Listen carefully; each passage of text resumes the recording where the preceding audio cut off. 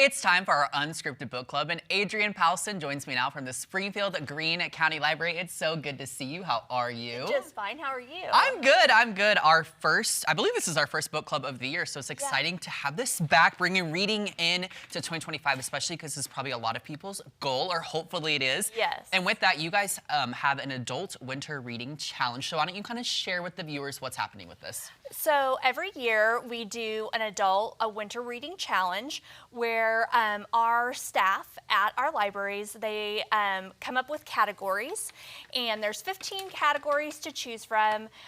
Patrons will choose 5 books to read from those categories, and then they receive a mug. Yes, I love it. And you see this little mug right here is what you're gonna win. This is what you want at home. I mean, come on, you guys. You need this added to your mug collection from our friends from, there you go, Winter Reading Challenge. Woo woo. Okay, very cool. All right, Adrienne, so you brought in 3 books to discuss today. So this first one, excuse me if I'm saying this wrong, The House in the Cerulean Sea? Yep, that's right. Oh, okay. Yeah. All right, tell me about this one. So this one goes under the category of recommended to you. Okay. And the reason why is because that is going to be our one read title for this year. Okay. And TJ Klune is going to be visiting us in very April. exciting. Yeah. So we're really encouraging people to really read this book that our community all reads together.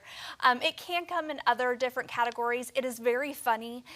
It is a feel-good book as well. Yeah. So we chose some categories that you can kind of mix and match. Yeah, so if people aren't familiar with this book, can you give them just a little tease on what they can expect? Sure. It is a fantasy, and it is about a gentleman who goes and he is protecting children that are magical. Oh. And so it's about found families and trying to get those that maybe not have a home and find a special place for them. Okay. Wonderful characters. Yeah. If you're an audiobook listener, it's a wonderful audiobook. Okay, I love that little plug there too. Okay, I don't read much personally, but my wife is like a huge bookworm. I'm just gonna throw it out there that I feel like fantasy is what's the most trendy right now. I feel like we're seeing a lot of that, and I don't just mean for kids. I mean for adults, actually, probably more so right now too. Yes. Wouldn't you agree? Oh, I would definitely agree, because that is I try to That's get what you're out of reading? my comfort zone. I try to get out of my comfort Yes. zone. My comfort zone is fantasy. I try to branch out, but a lot of times I just go back. I just go back. It's hard to move out of the comfort zone, Yes. but this next one is called 3 Dark Crowns. Tell me about it. This is also a fantasy. Shocker! Just kidding. So it's a trilogy, Okay. and it is about 3 sisters, and they all have magical powers, and they're triplets.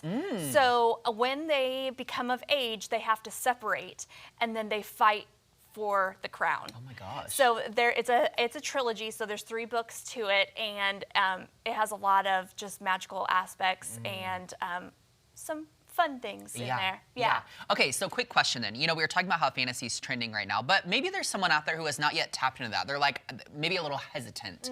Why would you encourage them to kind of venture into the world of fantasy when it comes to reading? Well, I'll tell you why I do, Okay. and that's because the real world sometimes is hard. Hey, so with that'll preach. Yeah. So with the fantasy, it kind of puts you in a different world and takes you out of maybe your things that you are, your work, your school, whatever is going on, stressors in your life, kind of takes you into a different world and introduces you to some really awesome characters. Yeah, I can really appreciate you saying that, because I feel like, when we think of entertainment or what we're consuming, it's also a form of escapism. And so I think that's so true. It's just like the movies we watch or the TV shows we tune into. We do it to escape our own lives just for a brief moment. And that's what happens with the books too.